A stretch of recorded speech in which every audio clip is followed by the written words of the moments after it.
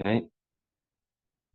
So we're in the middle of a couple of discussions that Antoninos, which we identified as Marcus Aurelius, the Roman emperor, who had discussions with Rebbe HaKadosh. Okay, so continuing on 91B2 on the top, Amrla Antoninos the Rebbe. So Marcus Aurelius asked from Rebbe, Neshama me'ematai nitanoba adam. So we all can agree that every person has a neshama. But when does this neshama come into the person? When are the possibilities? Mishat Pekida, is it from when the woman conceives and there is the moment of conception? Or Mishat Yitzira, once the formation of the embryo, which is 40 days later. Okay, so which one is it? When is the neshama come in? So Amar Loi, so Rebbe said to Antoninos, Mishat Yitzira, it makes sense that from the time of the formation of the embryo, when it's now 40 days, from 40 days in. Amar lo, so Antonio said to him, Afshir chaticha shel basar omedet shlosha yamim below melach. Is it possible that you can have a piece of meat to even stay 3 days without salt, meaning without preservation? You can't have it. It has to be something there to preserve it. And we know that a guf without a neshama, there's no preservation. Yeah? Neshama escapes somebody, and the person's dead. Right? The guf is still there. Ve'enu masrachar, and it won't become spoiled. Elam, it must be mish'at pekida. It must be that the neshama comes at the time of conception. El mish'at pekida. I'm a Rebbe. Davar zeh limdeni Antoninos. Rebbe agreed and said, this was taught to me by Antoninos. Marcus Aurelius taught me that the neshama comes at the time of conception. Omikra masio, and partly have a pasuk that supports it. Shenemar ufkudatecha shomra ruchi, and from the conception, it was guarded by the ruach, by the neshama.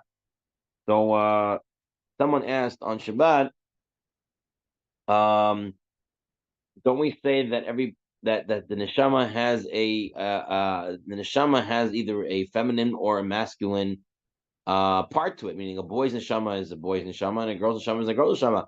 And if you're saying the neshama comes at the conception, and you say you can daven for 40 days, it could be a boy or a girl. So how could the neshama that already came in? So what are you davening for? The neshama is already there. So I took a stab at it, and I said that perhaps that the neshama that comes down at the moment of conception is like a blank slate, right? It's not boy or girl at that moment. It's part of it. It's like a non-gender neshama, right? And then in the 40 days ahead, then the neshama takes the formation of the gender, and then sometimes it doesn't, and that's when you have all sorts of confusions. That's the answer I gave. I think it fits very nicely. Someone in the Shir said that he saw that in the that he read in Parshas Tazria the Zohar, and the Zohar seemed to be saying the similar thing. Again, I did not see the Zohar inside, but that someone did mention that. Okay. Va'amar lo Antoninos Rebbe. Second question, Antoninos. Second question for our Shir today. Antoninos asked Rabbi HaKadosh, when does the Yetzer Hara take control of a person? Is it Mishat Yetzirah?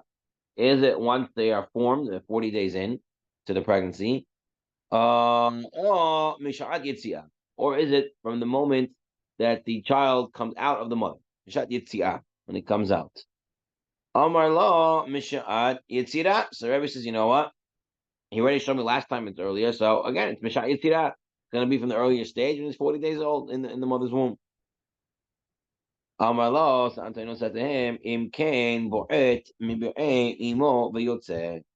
If this is true, that the Hitzara is already inside the baby as a fetus, then the fetus would try to escape the mother and kill the mother to get out. Okay? Because Hitzara's thing, it never likes to be restricted. People don't like to be restricted. Even if it's benefit for them. Don't go there, because if you go there, you're going to die. No, don't stop me. If you stop me, I'm going to go now. Right? So if the baby was being restricted in the mother's womb and he had Yitzhara, he'll try to escape, even though it's not good for him to do that. Ela Misha'at Yetziah. So says Antoninos, rather, we see from here the Yitzhara comes only at the time of when a time of birth, moment of birth. Amar Rabbi HaKadosh said, Davazeh Lamdani Antoninos. Antoninos taught me this. He's correct. Umikra Masio, and he brought a pasuk. Shneimar, it says in Sefer Bereshit, it says, La peta hatat rovetz, sin crouches at the door. Right? Ve'lechat shukatov atat timshobo. That the moment of birth, that's when the Yetzer Hara comes in. Take a look at the note. Piskei and Tosfot writes, the good inclination is given to a person in his mother's womb, where he knows the entire Torah. At the time of birth, the evil inclination enters and then vanishes the good inclination until the person becomes intellectually mature, and the good inclination enters once again. Right? At least according to the Piskei HaTosfot, that's the way it works. Okay. Now, before we move on, there is a question. So, based on what we learned in Tanakh and the Torah, Sefer Bereshit, we have a famous teaching. What happened? Rivka is walking past. Rivka Imen is walking past a house of Avodah Zarah, and she feels the baby trying to get out. So what's happening here? It's Esav. You just said there's no Yetzer Hara until he comes out. Why is Esav trying to get out of his mother when he sees a house of worship? What happened to no Yetzer Hara in the mother's womb? Not until the baby is born. So the Maharasha asks this question. It's a good question if you think about it. And there are a few answers. A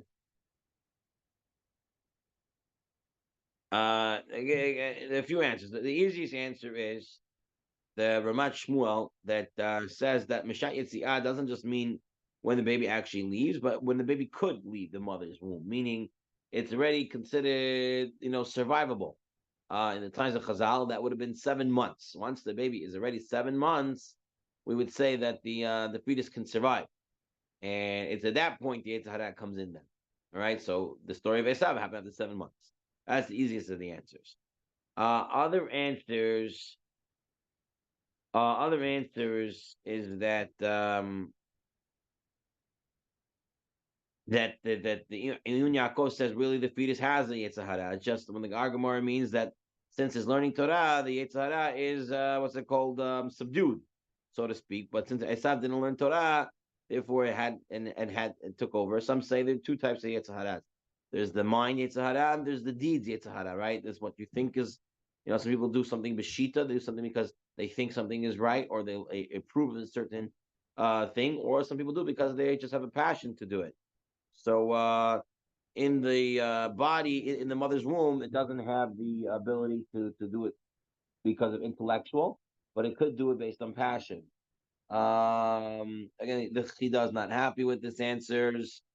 The another answer that's given is that this is from the Gur Aryeh and others, is that it wasn't a Yetzer Hara of Esav's, meaning some people have a predisposition to a certain midah, and it's not necessarily a Yetzer Hara. For example, David HaMelech. David HaMelech was red, right, and he was a man of blood.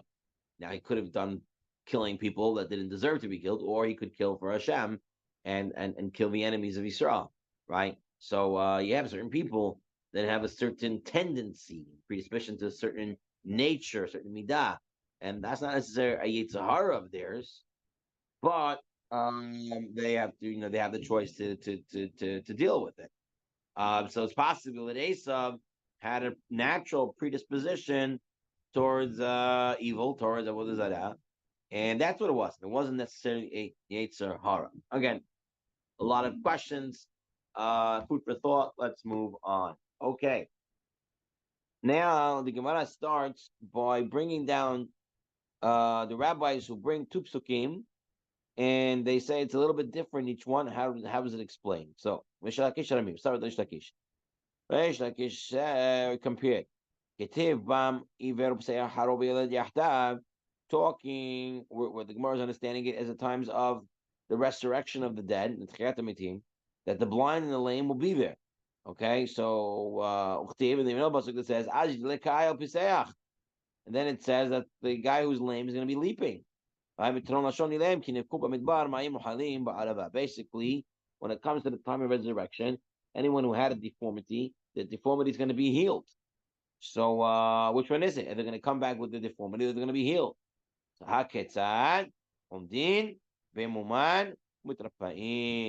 They're going to stand up, and when they get up with they're going to get up with their wounds and their inflictions, and then they will be healed. Part of the reason is because we have to identify who's who, right? First of all, how are you going to know it really happened? Some guy just shows up. I'm back alive. You're back alive. Maybe you're from this generation. We don't know if you're really back alive.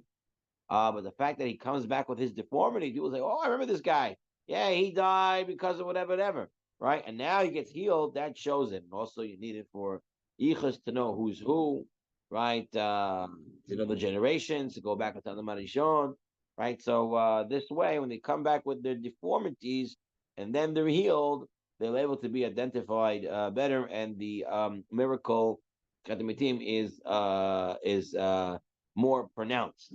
Okay, ula rame, ula contrasted. Ketiv bila hamavet lenetzach umacha shemelukim dim'a mi'al kopanim. There will be no more death, right? In times of Mashiach. Uchtiv yihanar ben mi'ashana yamot. Oye misham od yamim. That what? That the youth will die. The youngest one who will die will be 100 years old. So which one is it? Is it they're not going to die, or are they going to die at 100 at the youngest? Lo kasha, not a question. Kam B'Yisrael, kam b'Odei Kochavim. By the Jews, they're not going to die. By the Goyim, they can die at 100. What are the idol worshippers doing there in this Olam Haba, in this next world? ועמדו זרים וראו צונכם ובני נכה קיריכם וחורמכם. They're basically realizing that the Jews are right and the truth is on their side, and the reason Hashem, they're going to want to work for us, and that's why they're going to be around. Now, why at 100? Because you have to remember that before Matan Torah, that person was Chayam Mita B'Yedei Shamayim, he had to be 100 years old, right? Especially in the time that they lived very long. You weren't Chayam Mita until you were 100. After Matan Torah, the age became 20. Okay, but at this point, when people are going to live long again, the age is going to be 100 years old again. Rav Chizda Rami, Rav Chizda says, "K'tiv v'chafra levanav v'shachama ki malach Hashem tzevakol." That the moon is going to be embarrassed, the sun will be ashamed, because Hashem Himself will reign. Okay, and that means the moon and sun are going to be diminished and embarrassed. But it says, right, like we say in the Kiddush Levanam, right? This is a pasuk in Yeshaya, and it says here that the sun is going to be more powerful, the moon is going to be more powerful. So which one is it? They're going to be more powerful, or they're going to be embarrassed? Lo kashya, not a question. Kan with the Mashiach, kan lo'ilam abo. It depends. And the Mashiach, they're going to get more powerful. But kan lo'ilam haba, when it says that they're going to be embarrassed, they're not going to shine anymore because the Shekhinah is going to be there. That's in Olam Haba. That's in the next world. But according to Shmuel, who says there is no natural differences between nowadays and Mashiach days, except that the Goyim are not going to be in charge of us. So how can you say that the sun is going to get more hotter? Like Kasha, they're both in Olam Haba. Here's in Machane Tzadikim, meaning that in the Olam Haba there's a camp of tzaddikim, and there the sun is going to be a lot lighter. And again, talks about this being the Or HaGomer, the original light that Hashem hid away, and it's for the tzaddikim, Machane Tzadikim. But Kam Machane Shechina, and when you have the Machane of the Shechina, the camp of the Shechina, there in comparison, the sun and the moon, even though they're going to be so much more brighter, they're still going to be nothing compared to the light of the Shechina. Rava Rame. Rava contrasted two psukim. It says, Ani amit ve'achayeh. I put to death and I bring to life. Uchtev mahatzi va'ani erpa. right? I am wounded and I will heal. Amar Kadosh Baruch Hu. Masha ani ani mechayem. V'hadar masha mechatzti v'ani irpa. What does this mean? This pasuk, pasuk from Tvarim, and what it means is as follows: Hashem says, first I will bring back to life those that I killed, right? Those that die, and then I will heal their deformities. Again, because you want to be able to identify who's who. Tanu banan. Ani amit v'achayeh. The pasuk just said, "I put the dead and I bring to life." I might have thought, that means Hashem puts one person to death and then a person and brings another person to life. No, hey, just like right now, it happens. People die. People are being born. Talmud Lemer, so the Torah teaches us, I wound and I heal. Right? And when you heal somebody, you're healing the guy who got hit, right? Someone doesn't come to the doctor and says my stomach's hurting or whatever's hurting, and the doctor treats the other guy with the other guy's symptoms. It's not the way it works. You have to treat every person with their own symptom. So the same thing here. The guy who got wounded, he's the one who gets healed. So that pasuk that says both of these phrases together teaches us the same thing with mita, that Hashem brings back to life the one that died. So here you have a answer for those who say Torah. It says no Torah. Here's a pasuk.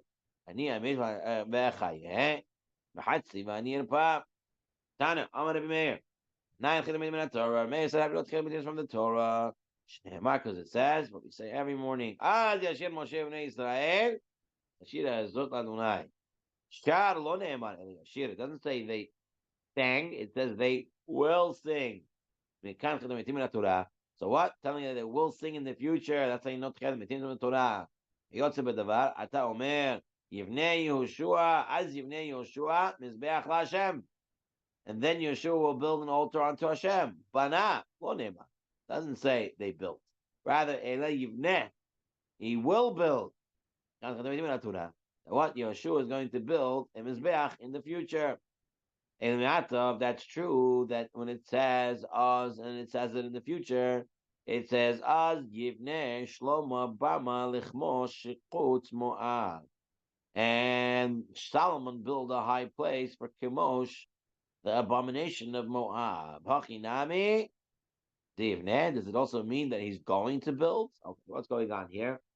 Shlomo Melech, in his pursuit of world peace, what we can call Pax Salomon. He did it partially by marrying into the other royalties of the world, and this way causing a peace treaty with them. Obviously, as being Jewish, the woman that he married had to be Megayah. They had to become converts.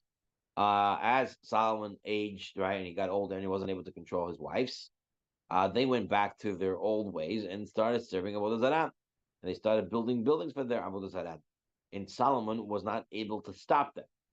And since he didn't stop them, the pasuk makes it as if he built it and he made it.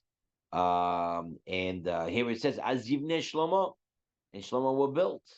So it doesn't mean he's going to do it again in the future. No, over there it's to tell you it's as if he built it, even though he didn't build it. But since he's responsible for it, he is taking the slack for it and getting in trouble. And therefore, it uses this lashon of built, but not that he's going to do it again in the future. How we know the Tchilat Metim is from the Torah. As we say every day, multiple times a day. Ashrei Yoshvei V'techa Od Yehalelucha Sela. Why? Halelucha lo nemar. Ele Halelucha. It doesn't say that they praised you in the past. Rather, they will praise you. Meaning, they can't Tchilat Metim Torah. That what Tchilat Metim is from the Torah. I'm Shuman Levi. Anyone that says songs to Hashem in this world, right? Zocheh ve'omra lo'olam haba. He will be able to come and sing Shira again in Olam haba. Shene'emar Ashrei Yoshvei V'techa Od Yehalelucha Sela. He'll do it again in Olam haba. Okay. Amar B'Yahya Baraba Amar Baraba Amar B'Yochanan. How do we know that Tchiyat HaMetim is from the Torah. Shneimar kol tzavai nasu kol yachdav yiranenu. Okay, which means that the voices of the Nevi'im, they have shouted in unison, they shall sing. For eye to eye, they shall see the return of Hashem to Tzion. Rinenu lo ne'emar el yiranenu. It says rather they will sing. Maybe see it from the Torah. Amar B'Yechia Baraba, Amar B'Yochanan. Atitin kol Nevi'im kulan omrim shira b'kol echad.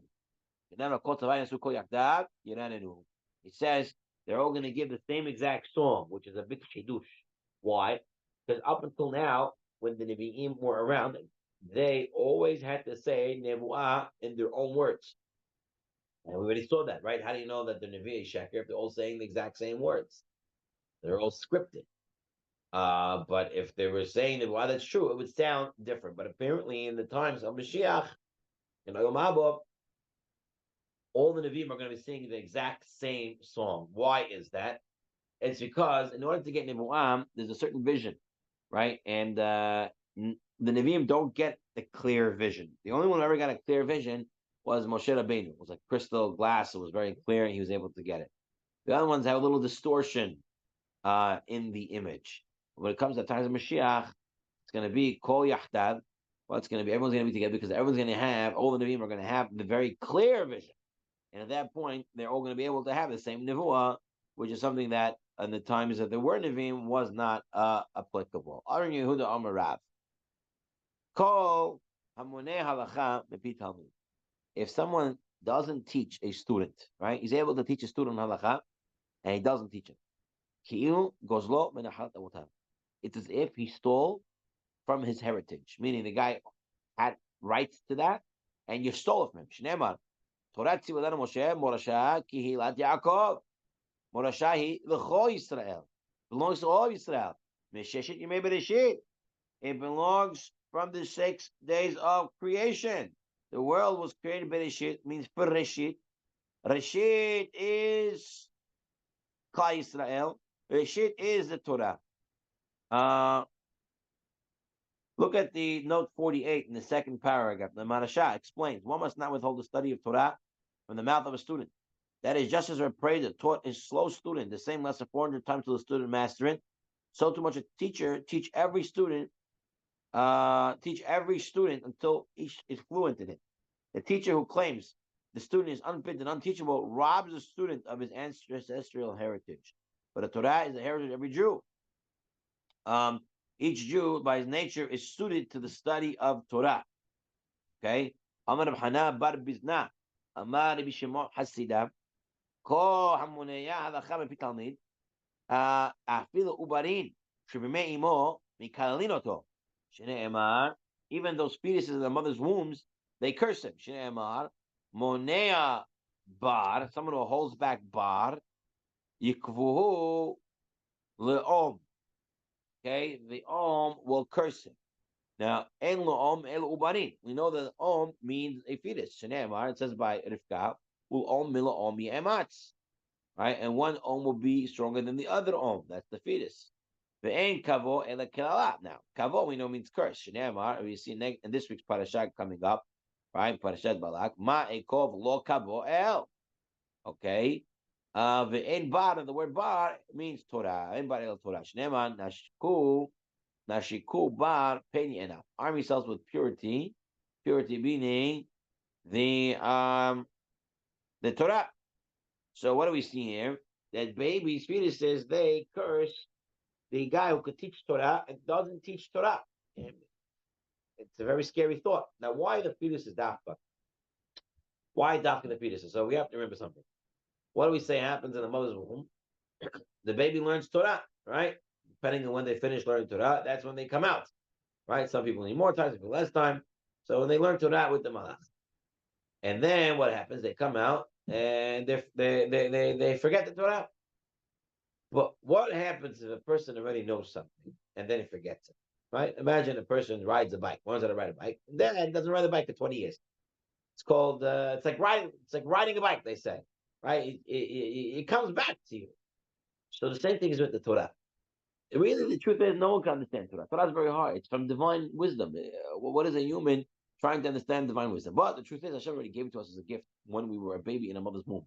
And then we forgot it. And now all we have to do is remember it.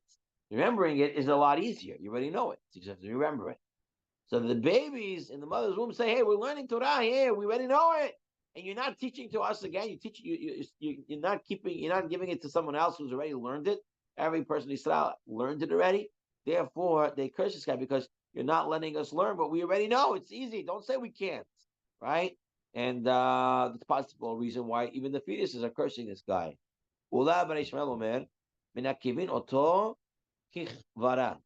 He gets cursed like a seed, meaning he gets holes in him.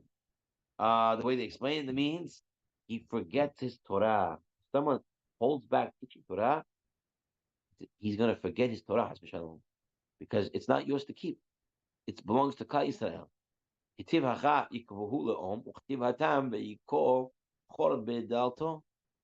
And he pierced a hole in its door. Like a launderer's sprinkler. Okay? A launderer's sprinkler. There was like a little pot that had holes in it, somewhat like a macaroni strainer, right? And they would use that to launder their garments, to iron their garments, make it a little bit wet, whatever it was. And a person who doesn't learn Torah, he becomes like that. He doesn't teach Torah. He becomes like that. He forgets all his teachings. If he taught, what's the schar?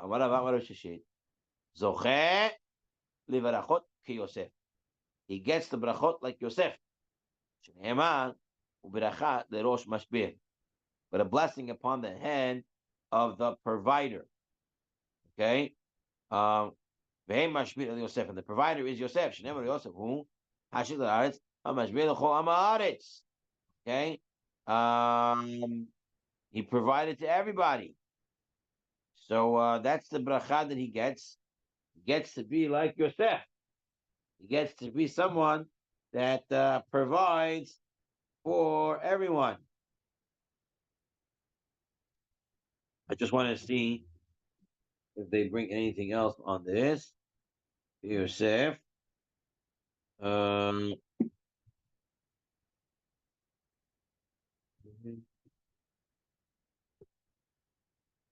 One who teaches Torah to others will be blessed for giving them spiritual food, right? So you'll become someone who gives mizonot, spiritual mizonot to everyone.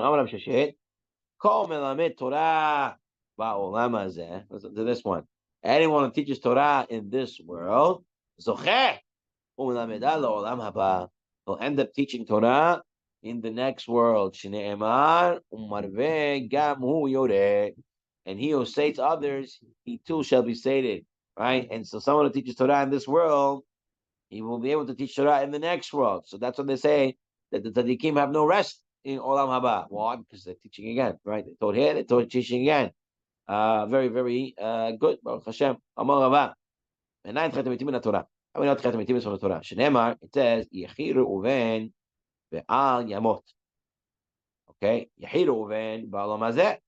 Yamot le'olam haba, and he won't die in olam haba. So you see, you use the two lashonot. Tells olam haba. Vino amar melacham virabim. Okay, so this next two psukim are the most clearest of the psukim that the Rambam actually considers this pasuk we're about to read as the most explicit of any in scripture about the tenet of resurrection of the dead. What does it say? Virabim miyishnei adamat afar, and many of those who sleep in the dusty earth, yakitzu, they will wake up. Olam, and these are going to wake up to live. Olam,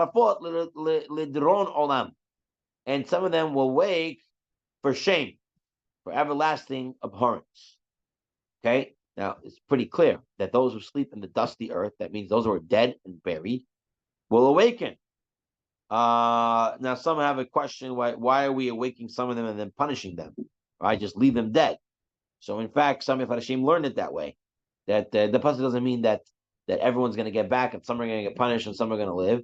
Rather, it means some are going to get up and those who don't, The Ela, those who don't, the Charafot, they don't know them, they'll be embarrassed forever.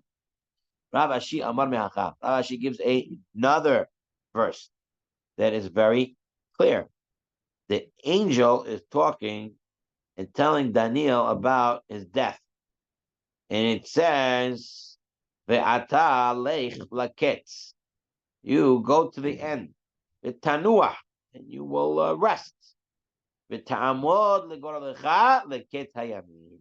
And you will rise to your lot at the end of days. Right? So this is a pretty clear pasuk again, that Tchiyat HaMetim will happen. Daniel will have Tchiyat HaMetim, and he will rise again. And Daniel is pretty far on the timeline of the biblical canon, right? Of the books of Tanakh. And someone asked in Shabbos saying, okay, I see very clear psukim, but why did we wait till Daniel to make the pasukim very clear? And I said, Adrabah, I said the opposite. I said, you can see our Chachamim, they reading Oz Yashir Moshe, and they're seeing Tchiyat HaMetim. They're seeing regular psukim that we see, and they're seeing Tchiyat HaMetim everywhere, right? So it's not just in Daniel, but they're seeing it everywhere. But perhaps since Daniel's at the end, people will start maybe asking questions. Metim, not Tchiyat HaMetim. So here, make it very clear that there is Tchiyat HaMetim, so people will know for sure. Let's do a little bit more. Amar Ibi Elazar. Everybody says, "Call Parnas shemanahig et hatzibor benachat." Any community who leads community with gentleness, zocheh umanegam leolam haba, will merit to lead them as well in olam haba. Shneimar, as it says, Ki mirachamav yanagem v'al mabu'ei mayim yinahalem. For he has mercy on them, shall lead them, and to springs of water he shall guide them. Amar Ibn Lazar, gedolah de'ah shnitana ben shnei otiot. You should know that de'ah, knowledge, understanding the divine world, understanding HaKadosh Baruch Hu, it is very, very special. It was given between the two names of Hashem.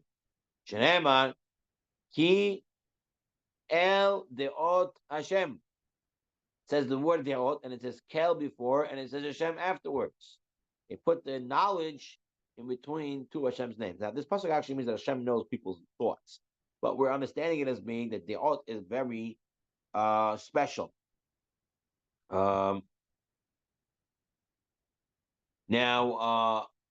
Amar Bilazar, Gadol Mikdash Sheniten Ben Shtei Otiot. Same thing with Mikdash, the Beit Mikdash. It's given between two names of Hashem.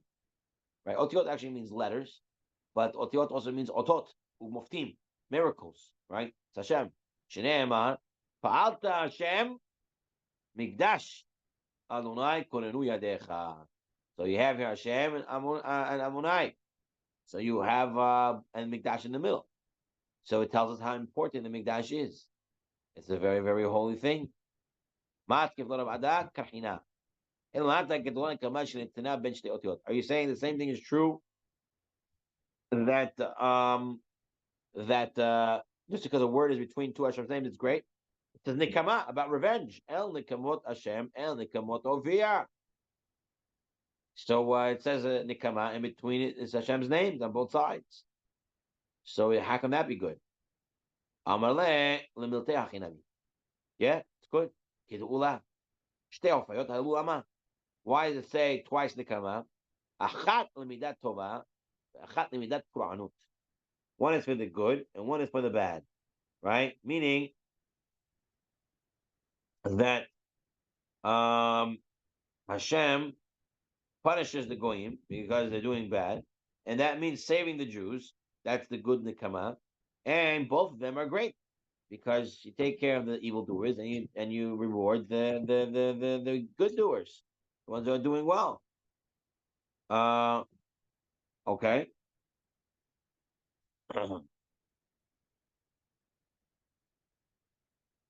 And Amar Rabbi Elazar, Kol Adam sheyesh bo de'ah.